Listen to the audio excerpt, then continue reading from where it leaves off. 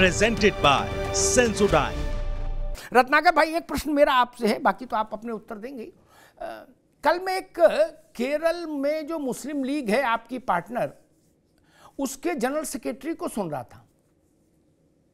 उन्होंने कहा कि अगर कांग्रेस अयोध्या गई, 22 जनवरी कार्यक्रम का सिलसिला था, तो हमको सोचना पड़ेगा कांग्रेस के साथ चलें कि नहीं, क्योंकि हमने कांग्रेस को मंदिर जाने के लिए समर्थन नहीं दिया, ना हम उसके साथ हैं, और मुस्लिम लीग इसके सख्त खिलाफ है। रत्नाकर जी, हाँ, पर सवाल सुन लो पूरा, फिर हंस लीजिएगा, उत्तर देने से पहले हंस लीजिएगा एक बार। अभी सवाल सुनते समय मत हंसो, उस वक्त बाद में हंस लेना जब जवाब देना, पहले हंस के फिर जवाब देना, अच्छा जवाब आएगा।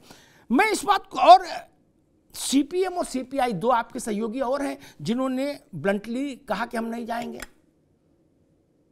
लेकिन उन्होंने इतनी हिमाकत नहीं की कि आपको थ्रेट किया हो, वार्निंग दी हो।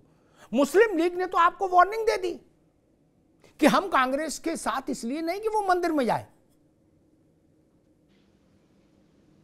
रत्नाकर जी,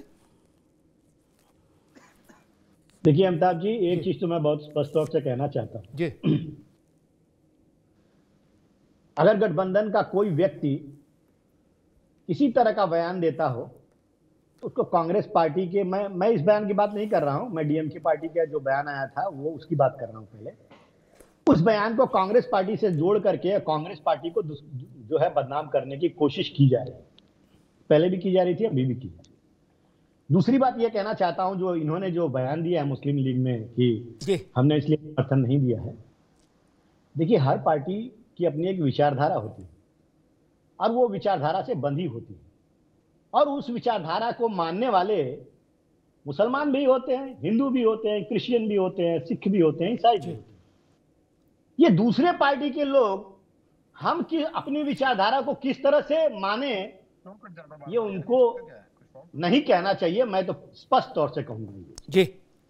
दूसरी चीज आऊंगा मैं, 3-4 बार आपने अमिताभ जी आपने कहा कि भैया क्यों नहीं गए, इतना साल हो गया प्रकट हुए 49 में, जवाहरलाल क्यों नहीं गए, राहुल गांधी क्यों नहीं गए, अखिलेश यादव क्यों नहीं गए। मैं ये कहना चाहूंगा जी, भैया 145 करोड़ की आबादी है हमारे देश में, और 145 करोड़ की आबादी में मुझे जहां तक लग रहा है महज 5 करोड़ से भी ज्यादा लोग राम का दर्शन मंदिर में जाकर के नहीं किए होंगे या अयोध्या नहीं गए होंगे। हाँ। ये मैं चैलेंज के साथ कह सकता हूं जी।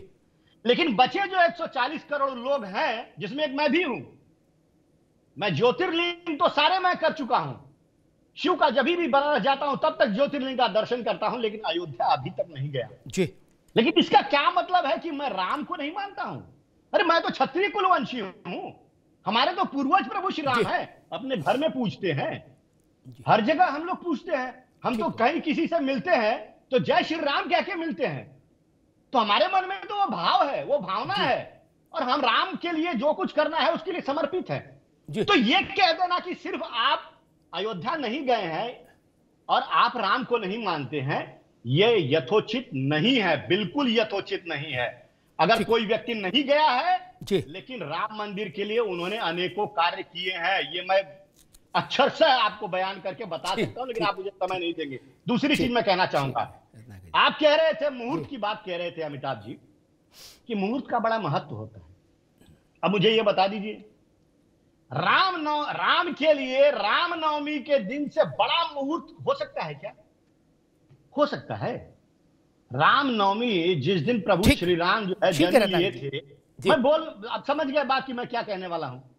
नहीं, आप बात पूरी कर लीजिए, मैंने कहा ठीक बात करें, कर लीजिए, ऐसे बड़बड़ाइए नहीं, आराम से बात पूरी कर लो, काहे परेशान हो। नहीं आप बीच में जो है डाइवर्ट, और मैं इसीलिए बैठा हूं यहाँ भैया, बोलने के लिए बैठा हूं। नहीं, आप प्रेस कॉन्फ्रेंस नहीं कर लेते अपनी अमिताभ जी? ना ऐसा मत सोचो जी, बात पूरी करो भैया रत्नाकर भाई। जी जी, मैं वही कह रहा था कि रामचंद्र जी के लिए, प्रभु श्री राम के लिए रामनवमी से बड़ा कोई दिन हो नहीं सकता। ठीक, और वह रामनवमी का दिन जो है जी, ये 22 जनवरी के 2 महीने के बाद पड़ रहा है, ठीक है, मतलब चुनाव के बाद रामनवमी आ रहा है। तो भारतीय जनता पार्टी को जो अभी मंदिर पूरी तरह से बना भी नहीं है, इतनी जल्दीबाजी क्यों? जी ठीक है, मंदिर का उद्घाटन करने के लिए कहीं ना कहीं भारतीय जनता पार्टी मंदिर के माध्यम से देश की जनता को ये बताना चाहती है, संदेश देना चाहती है कि भैया हिंदुत्व के ठेकेदार हम ही हैं। ठीक है रत्नाकर जी, आप रुकना होगा। अब रुक जाओ, अभी क्या बात जोड़ देता है। आगे बात, अब रुकना होगा। अभी ना आपने कतई नहीं, एक मिनट आगे बात। झंझनाहट से जल्द आराम पाएं सेंसोडाइन रैपिड रिलीफ के साथ। भी मैं ठंडा खाती थी जैसे कि आइसक्रीम, मुझे एक झंझनाहट सी महसूस होती थी। ये बढ़ती जा रही थी ये प्रॉब्लम। पहले ठंडे से शुरू हुई, फिर गर्म खाने से हो रही थी, तब जाके मैंने डेंटिस्ट को दिखाया। उन्होंने कहा कि आप सेंसोडाइन यूज कीजिए। अब मुझे फ्रिज से कुछ ठंडा निकाल के खाना हो तो मुझे दोबारा सोचना नहीं पड़ता। रावत साहब, राजनीतिक लोगों का सबसे बड़ी समस्या मालूम क्या है देश में? उनसे कहो भाई तुम मंदिर क्यों नहीं गए? बोले हम अपने घर में अंधेरे कमरे में पूजा करते हैं, मुंह में ऐसे काला कंबल डाल के, किसी को दिखाते नहीं। ठीक बात, लेकिन हम ये बताते हैं टीवी पर बैठ के कि मुहूर्त कौन सा अच्छा था राम जन्मभूमि के मंदिर के लिए। गजब हो गया। काशी के पंडित क्या करेंगे? काशी की विद्युत परिषद क्या करेगी अगर कांग्रेस वर्किंग कमेटी मुहूर्त निकालने लगेगी? अपने जाने का मुहूर्त नहीं निकाल पाए 75 साल में, मंदिर का मुहूर्त निकालेंगे रावत जी? तो हमें लग रहा है आप लोगों का भी काम खत्म हो गया। फिर तो कांग्रेस ही मुहूर्त निकाल देगी। अयोध्या, अरे हम करें चलो अयोध्या का निकल गया, आप मथुरा का मुहूर्त निकाल दो, वहीं जाके कार सेवा करो। रावत जी, अमिताभ जी, रत्नाकर जी काफी सुलझे हुए प्रवक्ता हैं वैसे, लेकिन करे क्या? जब पार्टी के डिसीजन ही उल्टे पड़ेंगे तो प्रवक्ता कितना बचाएगा ये बताइए। अब प्रवक्ता कितना बोलेगा? जब पार्टी के डिसीजन ही इतने उल्टे पुल्टे होने वाले हैं तो उनकी प्रॉब्लम सी आती है। क्या आज तक वो गए नहीं कभी? अब अभी कह रहे थे रत्नाकर जी बहुत कुछ किया, हम गिनाने लगेंगे। कई बार कई चीजें ऐसी होती हैं कि आपने एक वर्ग को खुश करने के लिए ताला खुलवाया, आप कहते हैं कि राजीव गांधी ने ताला खुलवा दिया। अगर ताला ना खुलवा दे तो उस समय सारा कुछ सुपड़ा साफ होना ही था। और वैसे भी उस समय इतने बड़े बहुमत से जीतने वाला एक प्रधानमंत्री और एकदम सुपड़ा साफ हो जाए तो कहीं ना कहीं पॉलिसी खराब होती है। और इस समय जो कांग्रेस की पॉलिसी चल रही है बहुत ज्यादा खराब है। मुझे लगता है कि इस समय इनको समझ आनी चाहिए कि खाली आप एक वर्ग की वोटों पर अब नहीं रह सकते, नहीं जीत सकते। आपको अगर भारतीय जनता पार्टी का या दूसरी पार्टियों का मुकाबला करना है तो आपको भगवान राम की शरण में आना ही पड़ेगा। आप ये मत सोचिए कि खाली आपके पास मुसलमान वोट है या कुछ दलित वोट है या दूसरे पूरे इंडिया के हर प्रांत में आपके पास वोट है, लेकिन आपकी गति जिस प्रकार से पहले पूरी ब्राह्मण वोटों के साथ थी, जब इंदिरा गांधी और नेहरू जी होते थे तो सारी ब्राह्मण वोट आपके साथ थी, दलित वोट आपके साथ थी, आपके पास में वो वोटें थी। लेकिन आज तो आपके पास सुपड़ा साफ होता जा रहा है। अब आपको नीति में परिवर्तन करिए और भगवान राम की शरण के अंदर चले आइए। जी। झंझनाहट से जल्द आराम पाएं सेंसोडाइन रैपिड रिलीफ के साथ। भी मैं ठंडा खाती थी जैसे कि आइसक्रीम, मुझे एक झंझनाहट सी महसूस होती थी। ये बढ़ती जा रही थी ये प्रॉब्लम। पहले ठंडे से शुरू हुई, फिर गर्म खाने से हो रही थी, तब जाके मैंने डेंटिस्ट को दिखाया। उन्होंने कहा कि आप सेंसोडाइन यूज कीजिए। अब मुझे फ्रिज से कुछ ठंडा निकाल के खाना हो तो मुझे दोबारा सोचना नहीं पड़ता। मैं मनोज पंडित के पास चलता हूँ, बीजेपी के पास, लेकिन एक बात मैं कहूँ, कई बार हड़बड़ी में गड़बड़ी हो जाती है। इस बात से अशोक भाई भी सहमत होंगे, रत्नाकर भाई भी, मनोज पंडित जी भी, सब।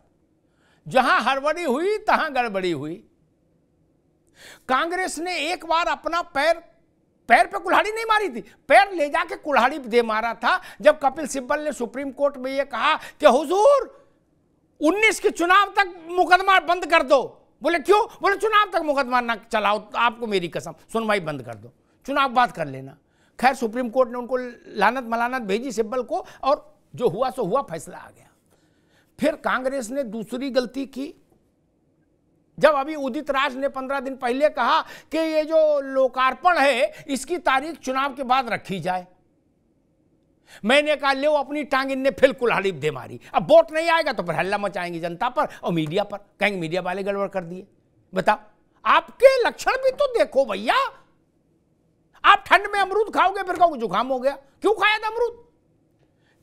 उसी बात को रत्नाकर जी ने थोड़ा उदित राज के स्टाइल में तो नहीं कहा, लेकिन उन्होंने चतुराई के साथ कहा। क्या किसी ने कांग्रेस में चिंतन किया होगा कि भाई ये सीधे बोलना ठीक नहीं है, तो उसको रामनवमी जोड़ो, चलो कुछ तो लफड़ा खत्म हो। सारी पीड़ा इस बात की कि 19 में लोकसभा चुनाव से पहले फैसला क्यों आ गया, आपका कंठ सूख गया जब फैसला आया, ऐसा लगा आप बेहोश हो जाएंगे। अब राम मंदिर लोकार्पित हो रहा है और कांग्रेस का गला सूख रहा है, बोले अभी क्यों करा रहे हो, चुनाव बाद नहीं करा सकते थे। इस बात का कोई मतलब है? मैं तो कहता हूं एक भी क्षण प्रतीक्षा का कम हो जाए तो अच्छा है। ये कांग्रेस को क्या हो गया? गांधी जी की वंशवेल है, जो महात्मा गांधी के नैतिक संरक्षण में पले बड़े लोग, उनकी पार्टी अब ऐसी भाषा बोल रही है। 500 साल की प्रतीक्षा कम है क्या? आपको चुनाव दिखता है हर समय, इस देश में तो हमेशा चुनाव होता रहेगा। और चलिए अब उसकी चिंता भी छोड़ो, ये झंझट भी खत्म होने वाला है। लिख लो मेरी बात, अशोक जी, आप भी, रत्नाकर जी, 2029 से एक देश एक चुनाव, विधानसभा लोकसभा के एक साथ चुनाव होगा, ये टंटा भी कटा। लिख लो कागज पर, 2029 से व्यवस्था हो गई पूरी, जान लीजिए। झंझनाहट से जल्द आराम पाएं सेंसोडाइन रैपिड रिलीफ के साथ। भी मैं ठंडा खाती थी जैसे कि आइसक्रीम, मुझे एक झंझनाहट सी महसूस होती थी। ये बढ़ती जा रही थी ये प्रॉब्लम, पहले ठंडे से शुरू हुई, फिर गर्म खाने से हो रही थी। तब जाके मैंने डेंटिस्ट को दिखाया, उन्होंने कहा कि आप सेंसोडाइन यूज़ कीजिए। अब मुझे फ्रिज से कुछ ठंडा निकाल के खाना हो तो मुझे दोबारा सोचना नहीं पड़ता है।